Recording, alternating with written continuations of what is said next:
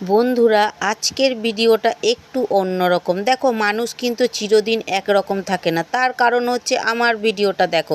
এমন একটা সময় ছিল যে আমি ডান্স পারতাম না, ডান্স জানতাম না, কিন্তু মনের একটু ইচ্ছে ছিল যে আমি ডান্স ভিডিও করব। তো আমি সেটা তোমাদের কাছে প্রমাণ নিয়েই এসেছি যে আমি কিন্তু কোনো রকম ডান্স পারতাম না, কিন্তু এতটাই মনের ইচ্ছে ছিল। কিন্তু আজকের ডেটে আমি খুব ভালো ডান্স করতে পারছি। আজকে বুদ্ধদেব দাদাকে পাশে পেয়েছি বলে আজকে আমি ফেসবুক, ইউটিউব থেকে আমি অনেক কিছু শিখে গেছি, বা আমি খুব ভালো ডান্স করতে পারি। দেখো বন্ধুরা, মানুষ কিন্তু চিরদিন একরকম থাকে না।